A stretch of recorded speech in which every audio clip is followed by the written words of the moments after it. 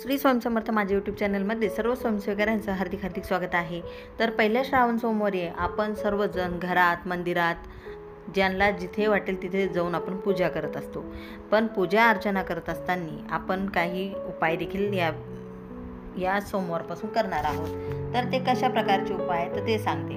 मंदिरातून बेलपत्र घरी आणण्यामागं धार्मिक आणि आध्यात्मिक असं महत्त्व आहे। कारण मंदिरातून बेलपत्र घरी आणल्यानंतर ते मंदिरात अर्पण केलेलं बेलपत्र अगदी पवित्र असतं। ते घरात आणल्यास शुद्ध वातावरण होतं, सकारात्मक ऊर्जा आणि ईश्वरी कृपा आपल्यावर लाभत असते। शिवाला अर्पण केल्यानंतरचं बेलपत्र तेवढंच प्रसाद स्वरूप असं आहे। अशा पवित्र बेलपत्राला घरात ठेवणं म्हणजे विशेषतः पूजा घरात किंवा घरात सुख, शांती, समृद्धी घेऊन येत असतं, अशी माझी तरी श्रद्धा आहे।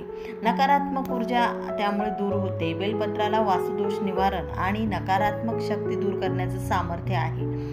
आणि जर आपण मंदिरातून आणलेलं बेलपत्र हे स्वच्छ ठेवायचं आहे। कोणतीही वस्तू श्रद्धेने आणि भक्तीने अर्पण केली गेलेली असते आणि जी पुन्हा तुम्हाला मिळत असते तो ईश्वरी कृपेचा प्रसाद असतो। त्यामुळे बेलपत्र घरी आणणं म्हणजे आपल्या जीवनात शिवकृपेचं प्रतिबिंब आपण घरी घेऊन येत असतो। तर त्याचप्रमाणे आपण घरच्या शिवलिंगावर रोज अर्पण करू शकतो बेलपत्र। आणि त्यानंतर जर आपण ते मंदिरातून आणलेलं बेलपत्र एका तांब्यामध्ये ठेवून ते घरात फिरवलं तर घरातील नकारात्मकता कमी होते आणि वास्तूच्या जे आहे ना, वास्तूच्या घराच्या ईशान्य किंवा नैऋत्य दिशेला आपण ते बेलपत्र जर ठेवलं तर नक्कीच आपल्या वास्तूचा दोष निघून जात असतो। असंच काहीसं आहे। पण जर आणखी एक उपाय तुम्हाला जे सांगणार आहे तो आहे लक्ष्मी प्राप्तीसाठी। म्हणजे आपण शिवमूठ श्रावण सोमवारी नक्कीच सर्वजण अर्पण करणार आहोत। मूठभर तांदूळ अर्पण करायचे आहेत, रुद्राभिषेक करायचा आहे। शिवमूठ ज्या वेळेला आपण अर्पण करतो ती पांढरे असावेत। त्यावेळेला भस्म आणि चंदन हे महादेवाला खूप प्रिय आहे। त्यामुळे भस्म आणि चंदन नक्कीच आपल्याला अर्पण करायचं आहे। आपण मंदिरात गेल्यानंतर जेव्हा आपण हे करतो, शिवमूठ ही आपण मंदिरात अर्पण करत असतो, तर त्यावेळेला ती मूठ घरी आणून, आता शक्यतो होत नाही, पण ज्यावेळेला तुम्ही घरी शिवमूठ अर्पण करता त्यावेळेला ती शिवमूठ घ्यायची। दुसऱ्या दिवशी समजा आज सोमवारी जर आपण अर्पण केली तर उद्या मंगळवारी आपल्याला ते ज्यावेळेला आपण ती पूजा काढतो त्यावेळेला ती जी शिवमूठ आहे ती मंगळवारी आपल्याला जे ओले झालेले असतात तांदूळ तर ते वाळवायचे आहे आणि ते दान करू शकता किंवा तुम्ही पक्ष्यांनाही खाऊ घालू शकता। घरात फुलं, देवघरात जे फुलं आहेत ते निर्माल्यात आपल्याला टाकायचे आहेत। लक्ष्मी प्राप्तीचा हा उपाय आपल्याला 51, 21 किंवा 11 बेलपान आपण अर्पण करतो किंवा 108 बेलपान आपण अर्पण करत असतो। देठ हे भगवान शंकराच्या साईडनं आपल्याला ठेवायचं आहे आणि त्याला 3 पानच असावीत। 108 बेलपान जर आपण अर्पण केले तर ते अर्पण करत असताना 108 बेलपान ज्यावेळेला आपण भगवान शिवांना अर्पण करतो त्यावेळेला शिव अष्टोत्तर नामावली आपल्याला म्हणायची आहे। एक बेल अर्पण करायचं, त्यानंतर परत पाण्यात ठेवलेलं असतं ते बेलपत्र घ्यायचं, त्यांनी दुसरं बेलपत्र अर्पण करायचं। तर श्री शिवाय नमस्तुभ्यम म्हणू शकता किंवा श्री अष्टोत्तर नामावली म्हणू शकता।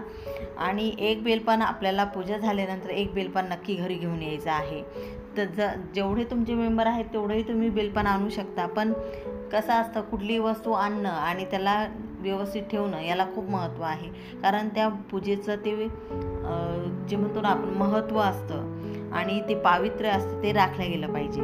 त्यासाठी आपण काय करायचे, एक बेलपत्र आणलं तरी चालेल, एक बेलपत्र घेऊन या। पण ज्या वेळेला आपण मंदिरातून बेलपत्र आपण उचलणार आहोत त्यावेळेला माझ्या घरातील अडचण दूर करण्यासाठी मी तुम्हाला वाहिलेलं अर्पण केलेलं बेलपान घेत आहे आणि मला परवानगी द्या की माझ्या घरातील सर्व अडचणी दूर होण्यासाठी मला या बेलपानाचा नक्कीच उपयोग होईल, असं म्हणून आपण ते बेलपान भगवान शंकराला प्रार्थना करून आपण ते बेलपान घरी घेऊन यायचं आहे। आणि जर मागच्या वर्षी तुम्ही ही सेवा केलेली असेल तर तुम्ही मागच्या वर्षीचं जे तुमचं बेलपान आहे, जे तुम्ही तिजोरीत ठेवलेलं असेल, जिथं तुमच्या खूप कॉस्टली वस्तू असतात तिथं जर तुम्ही ठेवलेलं असेल किंवा सोन्याजवळ ठेवलेलं असेल तर ते तुम्हाला घ्यायचं आहे आणि ते निर्माल्यात टाकायचं आणि आज जे घेतलेलं आपण बेलपान आहे ते आपल्याला त्या ठिकाणी ठेवायचं आहे.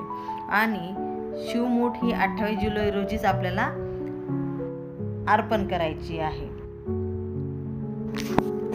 तर अतिशय अशी प्रभावी ही सेवा आहे. ही सेवा तुम्ही नक्की करा. बेलपान अतिशय भगवान शंकरांना प्रिय आहे. ते बेलपान तुम्ही तुमच्या पाकिटातही ठेवू शकता किंवा ते बेलपान तुम्ही तुमच्या ज्या ठिकाणी तिजोरी आहे, ज्या ठिकाणी तुम्ही पैसे ठेवता त्या ठिकाणी तुम्हाला ते ठेवायचं आहे आणि पुढच्या श्रावण सोमवारपर्यंत ते आपल्याला आपल्या तिजोरीमध्ये आपल्या घरात ते ठेवायचं आणि परत आपण पुढच्या वर्षी ही सेवा करणार आहोत त्यावेळेला परत ते बदलायचं आहे. झालेली सेवा ही महाराजांच्या मी रुजू करते. व्हिडिओ आवडला असेल लाईक करा, शेअर करा, सबस्क्राईब करा. सर्वांना श्री स्वामी समर्थ.